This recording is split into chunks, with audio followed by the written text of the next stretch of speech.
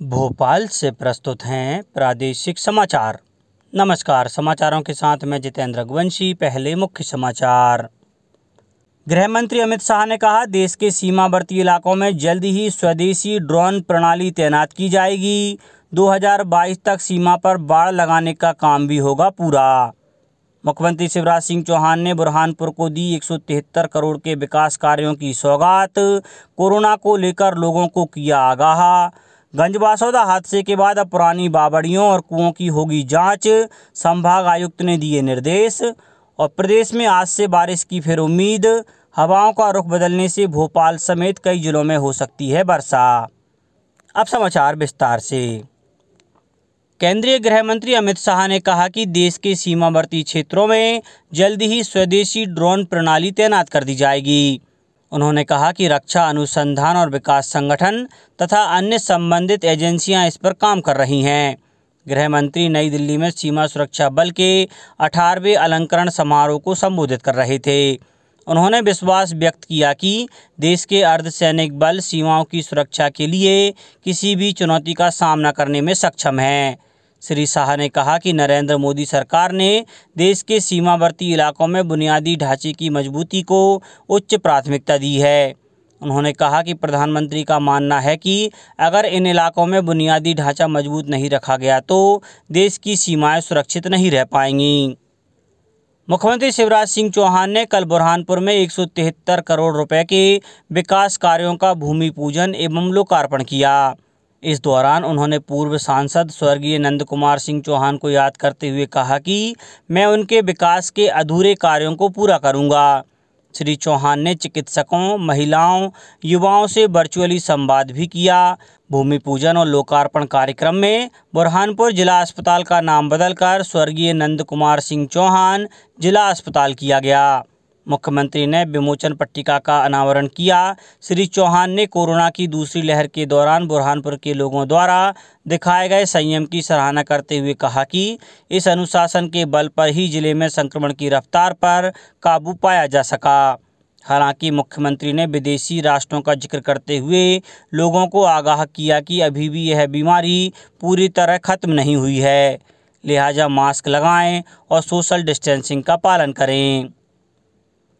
ऊर्जा मंत्री प्रद्युम्न सिंह तोमर ने कल ग्वालियर विधानसभा क्षेत्र के अंतर्गत आम नागरिकों की समस्याओं को जानने और उनका निराकरण करने के उद्देश्य से किला गेट से सेवानगर तक पैदल भ्रमण किया। उन्होंने क्षेत्र के नागरिकों से मिलकर उनकी समस्याओं के बारे में जानकारी ली तथा संबंधित अधिकारी को मौके पर ही समस्या के शीघ्र निराकरण करने के निर्देश दिए। उन्होंने कहा कि सड़क, सीवर, पानी, बिजली आदि से संबंधित समस्याओं के लिए आमजनों को परेशान न होना पड़े, समस्याओं का त्वरित निराकरण किया जाए। कल विश्व अंतर्राष्ट्रीय न्याय दिवस था। यह दिन दुनिया भर में न्याय की आधुनिक प्रणाली के उपलक्ष्य में प्रतिवर्ष 17 जुलाई को मनाया जाता है। यह दिवस वंचितों और प्रताड़ितों को सामाजिक न्याय देने के संबंध में मनाया जाता है।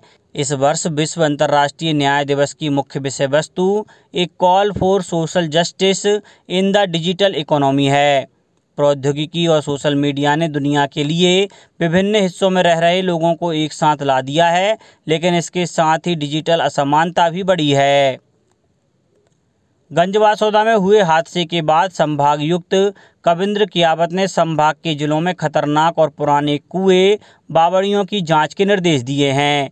उन्होंने कहा कि पंचायतों और शहरों में कहीं भी पुराने कुएं हैं तो अधिकारी उनको जाकर देखें और ज़रूरत पड़ने पर उनकी मरम्मत कराएं।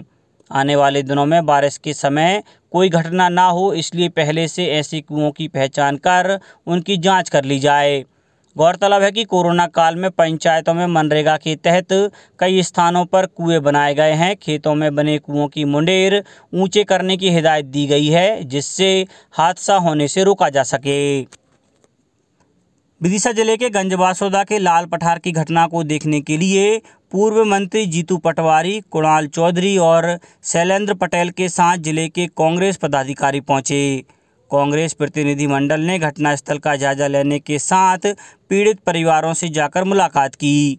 घटनास्थल से लौटने के बाद जिला मुख्यालय पर कांग्रेस नेताओं ने प्रेस वार्ता को संबोधित किया। इस दौरान श्री पटवारी ने जिम्मेदारों के खिलाफ प्रकरण दर्ज करने की मांग की। चिकित्सा शिक्षा मंत्री श्री विश्वास सारंग ने बताया कि मुख्यमंत्री श्री शिवराज सिंह चौहान की घोषणा अनुसार राज्य शासन ने भोपाल गैस त्रासदी में कल्याणी बहनों को 1000 रुपये प्रति माह पेंशन के आदेश जारी कर दिए हैं। गैस त्रासदी में दिवंगत व्यक्तियों की जीवित कल्याणी बहनों को सामाजिक सुरक्षा पेंशन योजना के अतिरिक्त 1000 रुपये प्रति माह पेंशन 1 अप्रैल 2021 से स्वीकृत की गई है। मुख्यमंत्री श्री शिवराज सिंह चौहान ने कहा है कि मुख्यमंत्री के रूप में मेरी पहली प्राथमिकता प्रदेश के युवाओं को रोजगार के अवसर उपलब्ध कराना है। आत्मनिर्भर मध्य प्रदेश की दिशा में युवाओं को रोजगार के अनुसार ट्रेनिंग दी जाए। मुख्यमंत्री श्री चौहान निवास पर कृषि के अधिकारियों के साथ प्रदेश में युवाओं को रोजगार के अवसर विषय के प्रस्तुतिकरण पर चर्चा कर रहे थे। मुख्यमंत्री श्री चौहान ने कहा कि प्रदेश में प्रति माह 1 लाख युवाओं को रोजगार के अवसर उपलब्ध कराने का लक्ष्य रखा गया है। कोरोना संक्रमण का प्रभाव कम होने पर 54,000 से अधिक युवाओं को रोजगार उपलब्ध कराया है। उन्होंने कहा कि मेरा रोजगार से आशय केवल इंजीनियर या डॉक्टर जैसे उच्च पदों से ही नहीं है, बल्कि एक फल का ठेला लगाने वाले को यदि रोजगार के लिए हम ऋण उपलब्ध करवाते हैं और वो अपना काम करता है तो वह भी रोजगार की श्रेणी में आता है। प्रदेश की जनजातीय कार्य एवं अनुसूचित जाति कल्याण तथा जिले की प्रभारी मंत्री सुश्री मीना सिंह ने कहा है कि कोरोना का संकट अभी पूरी तरह समाप्त नहीं हुआ है। कई विशेषज्ञों द्वारा कोरोना की तीसरी लहर की आशंका व्यक्त की गई है। इससे निपटने के लिए सभी आवश्यक व्यवस्थाएं सुनिश्चित करना अनिवार्य है। मंत्री सुश्री मीना सिंह जिला योजना समिति की बैठक में कोविड संक्रमण की रोकथाम की तैयारियों की समीक्षा कर रही थीं। तीसरी लहर में बच्चों के प्रभावित होने की संभावना देखते हुए प्रभारी मंत्री ने निर्देशित किया कि पीडियाट्रिक वार्ड का निर्माण प्राथमिकता के आधार पर सुनिश्चित करें। पीडियाट्रिक वार्ड में बच्चों के साथ उनकी माताओं के रुकने की भी व्यवस्था करें। प्रभारी मंत्री ने निर्देशित किया कि जिला चिकित्सालय सीधी के साथ साथ सभी सामुदायिक स्वास्थ्य केंद्रों में भी कोविड संक्रमण के उपचार की सभी व्यवस्थाएं सुनिश्चित करें। प्रभारी मंत्री ने ग्रामीण एवं आदिवासी क्षेत्रों की स्वास्थ्य व्यवस्थाओं को व्यवस्थित करने के निर्देश दिए हैं। अब बात मौसम की। जुलाई महीने का एक पखवाड़ा बीत जाने के बाद भी झमाझम का इंतजार कर रहे प्रदेशवासियों के लिए राहत भरी खबर है। मानसून ट्रफ के मध्य प्रदेश से होकर गुजरने और हवाओं का रुख बदलने से मौसम का मिजाज बदलने की संभावना बढ़ गई है। मौसम विभाग के अनुसार हवा का रुख बदलने से वातावरण में नमी बढ़ने लगी है। तापमान बढ़ने से राजधानी और आसपास के इलाकों में गरज चमक के साथ बौछारें पड़ सकती हैं। आज से बरसात की गतिविधि में और तेज आने के भी आसार हैं। उधर मानसून ट्रफ भी वर्तमान में सागर, गुना, रतलाम से होकर गुजर रही है। उधर बंगाल की खाड़ी में 21 जुलाई को एक कम दबाव का क्षेत्र बनने जा रहा है। इस सिस्टम के आगे बढ़ने से मानसून के फिर सक्रिय होने की उम्मीद है। इससे जुलाई के अंतिम सप्ताह में प्रदेश में अच्छी बरसात देखने को मिल सकती है। अब कुछ समाचार खेल जगत से। भारतीय निशानेबाजी टीम 23 जुलाई से शुरू हो रहे आगामी ओलंपिक खेलों के लिए कल टोक्यो पहुंची। टोक्यो पहुंचने पर कोविड-19 परीक्षण के लिए शूटिंग दल के नमूने एकत्रित किए गए हैं और वे सभी परिणाम की प्रतीक्षा कर रहे हैं। सौरभ चौधरी, अभिषेक वर्मा, ऐश्वर्य प्रताप सिंह तोमर और अंजुम मौदगिल भारत के निशानेबाजी दल के प्रमुख चेहरे हैं। भारतीय टीम ने नई दिल्ली और क्रोएशिया में ISSF विश्व कप में शानदार प्रदर्शन करते हुए पदक जीता था। अब कुछ समाचार संक्षेप में। अशोकनगर जिले में अब कोई भी कोरोना संक्रमित मरीज नहीं है। अभी तक जिले में 3,670 कोरोना संक्रमित मरीज मिले हैं। इनमें से 3,613 मरीज स्वस्थ होकर अपने घर लौटे हैं। देवास जिले में एक महीने से एक भी कोरोना का मरीज नहीं मिला है। शिवपुरी जिले में दस्तक अभियान 19 जुलाई से 18 अगस्त तक चलाया जाएगा।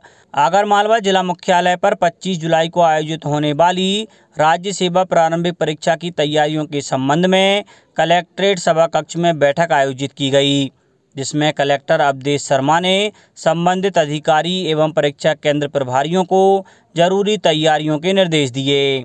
शिवपुरी के ग्वालियर बाईपास पर बाबा साहब अम्बेडकर की प्रतिमा स्थापित करने की मांग को लेकर दलित वर्ग से जुड़े लोगों ने रैली निकालकर एक ज्ञापन सौंपा। सिंगल यूज प्लास्टिक के दुष्परिणामों एवं पर्यावरण में हो रहे नुकसान को देखते हुए गुना कलेक्टर ने नागरिकों से अपील की है कि वे सिंगल यूज प्लास्टिक का इस्तेमाल न करें।